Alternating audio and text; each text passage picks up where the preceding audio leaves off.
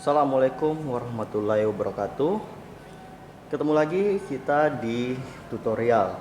Kali ini kita akan membahas bagaimana caranya kita itu masuk ke area BIOS untuk melakukan penginstalan. Biasanya kan kalau kita mau melakukan penginstalan, kita terkadang kebingungan mau mulai dari mana untuk memasuki BIOS. Setelah itu pun kalau masuk BIOS kadang kita bingung, ini arahnya kemana ya? Apa yang mesti kita pilih supaya kita bisa masuk ke akses dalam sebuah flash disk pada saat melakukan penginstalan. Jadi hari ini kita akan fokus bagaimana melakukan penginstalan melalui flash disk. Nah, untuk itu kita mulai. Jadi pertama-tama yang harus kita lakukan adalah mematikan laptopnya dulu terlebih dahulu. Karena jika misalnya dalam keadaan sudah hidup, kita tidak bisa mengakses BIOS. Saya matikan dulu ya.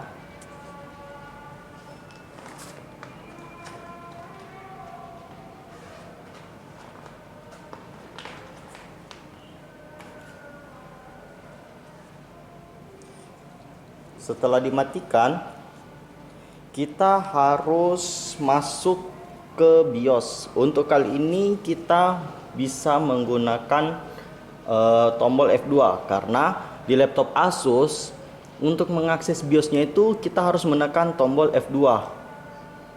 Ingat, tiap laptop, tiap merek itu berbeda-beda cara mengakses BIOS-nya. Misal di laptop HP atau compact mungkin kita mengakses BIOS-nya menggunakan tombol ESC atau escape. Tapi di brand lain misalnya Lenovo, All-in-one Lenovo itu ada yang menggunakan tombol F4, ada yang menggunakan tombol F7. Di CPU juga agak beda. Ada yang dia sudah bisa menggunakan F2, tapi ada juga yang dia harus menggunakan tombol delete. Jadi yang harus kita ingat adalah tiap brand itu bisa menggunakan akses BIOS dengan tombol yang berbeda-beda. Kali ini karena kita menggunakan brand Asus, untuk mengakses BIOS kita harus menekan tombol F2. Jadi langkah-langkahnya, tekan dulu tombol power dan kita tekan tombol F2 secara berulang kali. Jika benar, harusnya dia akan masuk ke mode BIOS seperti ini.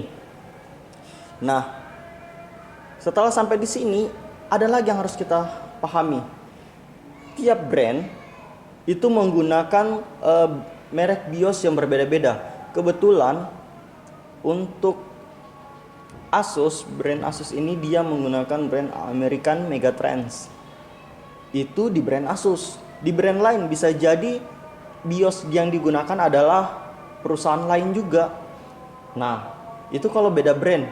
Sama brand pun, misal sesama Asus, tapi beda tipe, biasanya walaupun sama brandnya, sama perusahaan yang membuat BIOSnya, bisa jadi tampilannya berbeda. Karena BIOS itu sama seperti Android, iOS, tiap tahun itu ada perubahan, tiap tahun itu ada update. Jadi bisa jadi tampilannya itu berbeda-beda untuk tiap tipe. Nah, karena ini kita sudah fokus ke BIOS, saya akan zoom untuk lebih dekat.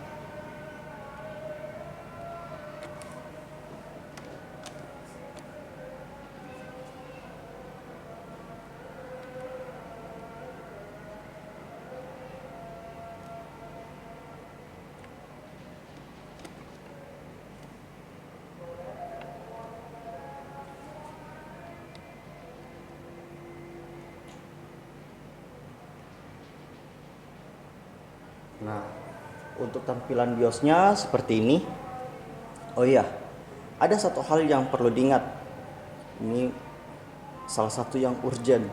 Jika misalnya kita mau mengatur BIOS, yang pertama-tama kita harus lakukan sebenarnya itu harus memasukkan flash disk dulu. Jadi sebenarnya tadi dari sebelum kita nyalakan harusnya mencolokkan flash disknya terlebih dahulu. Karena ini kita sudah terlanjur hidup duluan, Saya colok dulu flash disknya. Jadi ini sudah sementara dicolok ya. Jadi sudah saya colok flash disknya.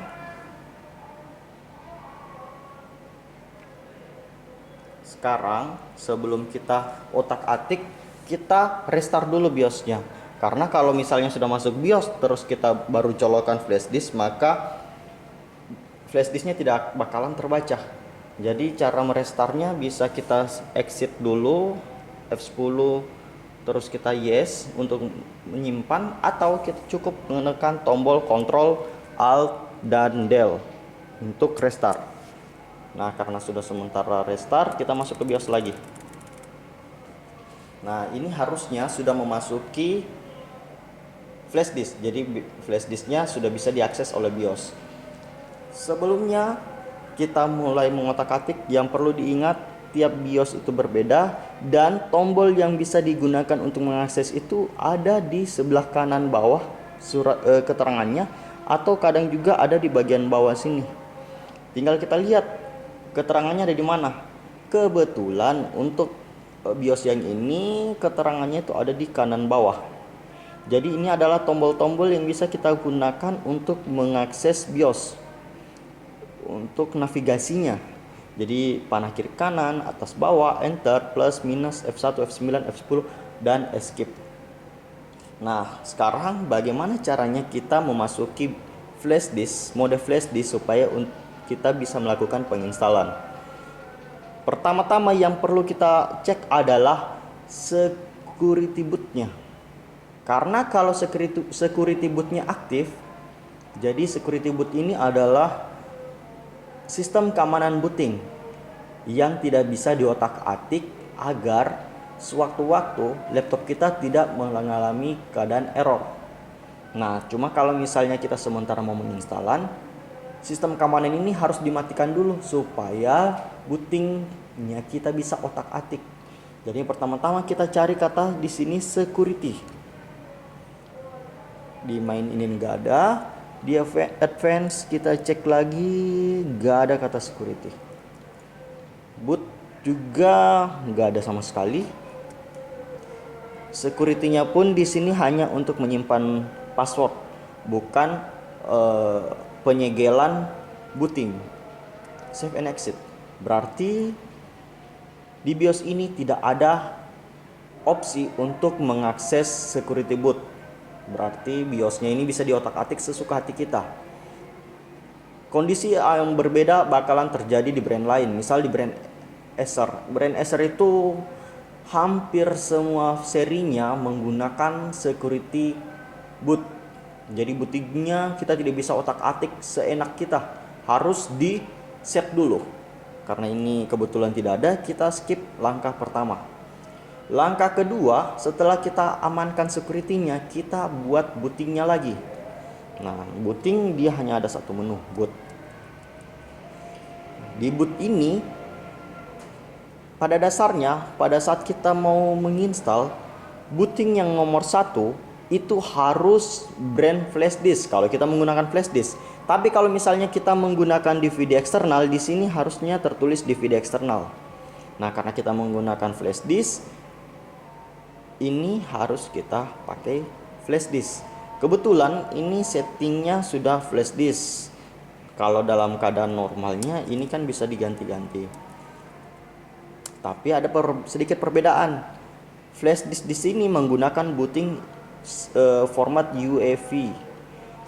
Di kadang-kadang juga kita bisa menggunakan format legacy. Kapan kita menggunakan UEFI, kapan kita menggunakan legacy? Kalau kita menggunakan UEFI itu biasanya untuk Windows seri-seri terbaru. Biasanya menggunakan format UEFI dan format harddisknya itu adalah GPT. Sedangkan kalau format legacy dia untuk menggunakan harddisk yang terformat MBC. Nah, karena ini harddisknya menggunakan format MBC, berarti kita harus settingnya flash disk dengan format legacy.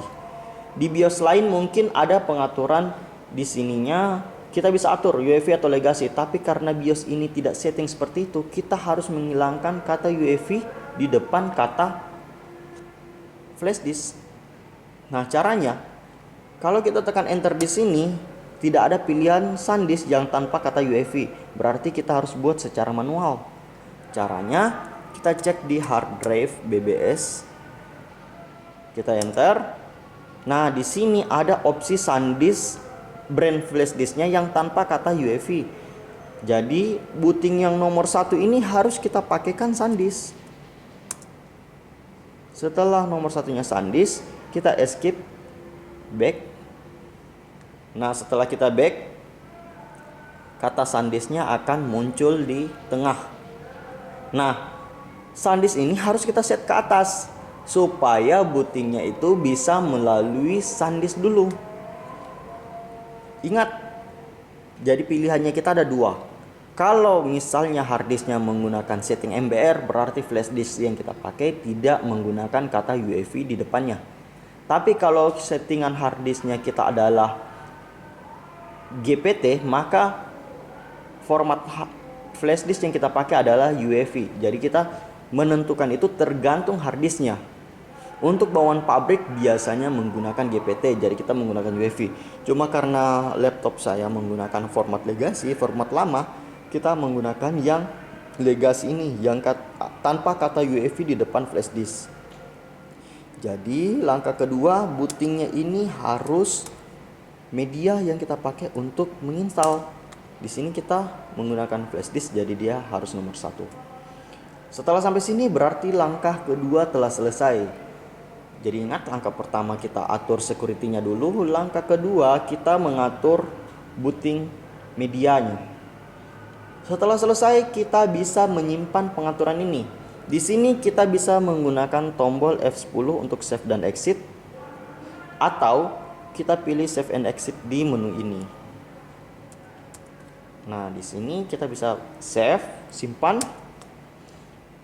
Saat kita enter, maka harusnya laptop akan memasuki mode penginstalan. Nah, ini mode penginstalan.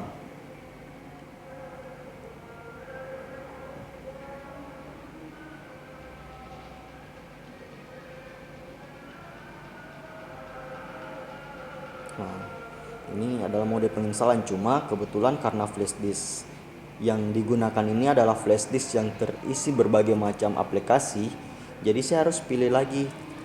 Karena kita mau menginstal, kita pilih Windows Install Menu. Biasanya sih kalau flash disknya cuma terisi satu Windows, dia langsung bakalan otomatis. Cuma karena ini berisi banyak Windows, banyak software, maka harus dipilih dulu. Di sini saya bisa pilih Windows 7, Windows 8 atau Windows 10. Misal saya coba Windows 10.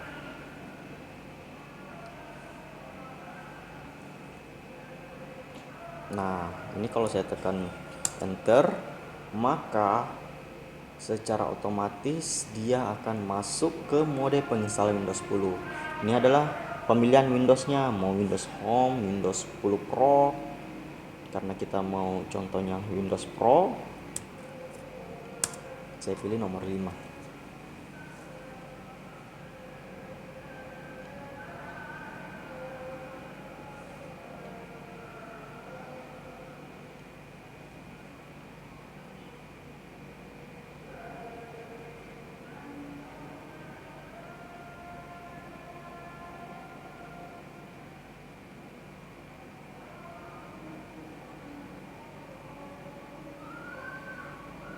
Maaf ya, mungkin ada suara masjid karena memang kebetulan tetanggaan dengan masjid besar, jadi suaranya bisa kedengaran sampai di sini.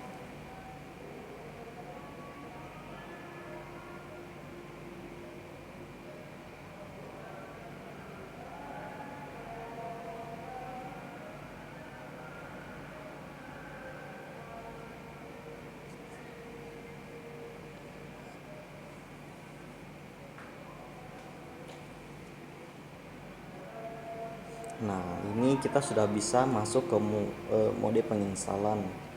Secara otomatis dia bakalan masuk ke menu penginstalan. Sampai di sini berarti langkah-langkah kita untuk mengatur BIOS telah selesai. Karena hari ini kita cuma fokus ke tutorial pengaturan BIOS, berarti video kita sudah berakhir sampai sini.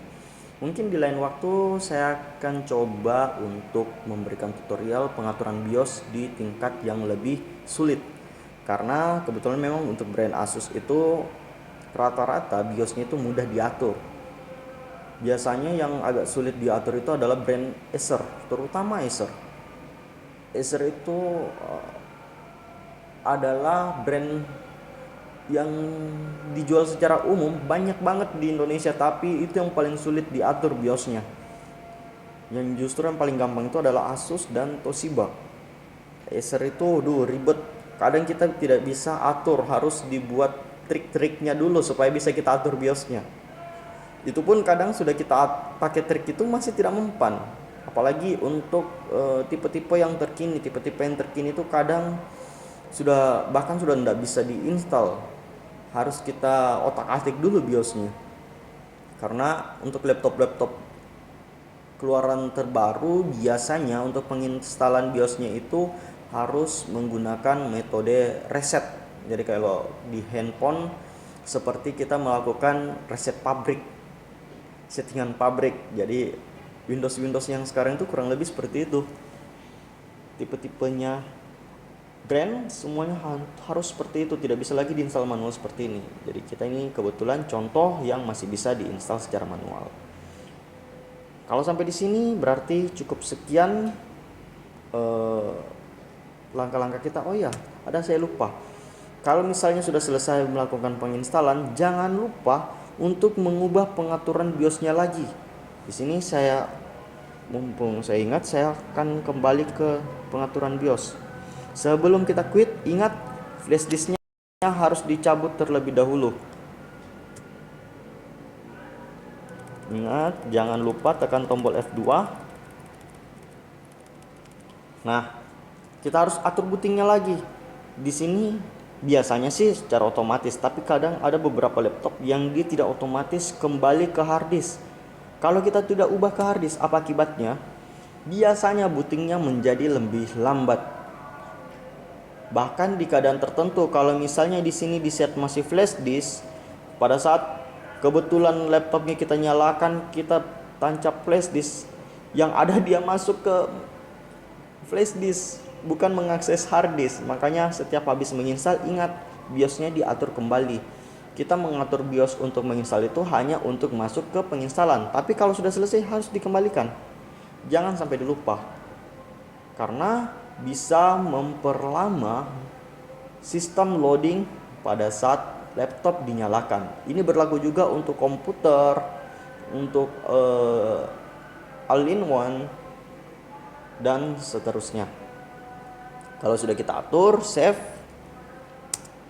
maka laptop akan berjalan secara normal. Nah, ini sudah normal berarti. Cukup sekian tutorial hari ini, mungkin kita bisa bertemu di lain waktu. Terima kasih. Assalamualaikum warahmatullahi wabarakatuh dan sampai jumpa.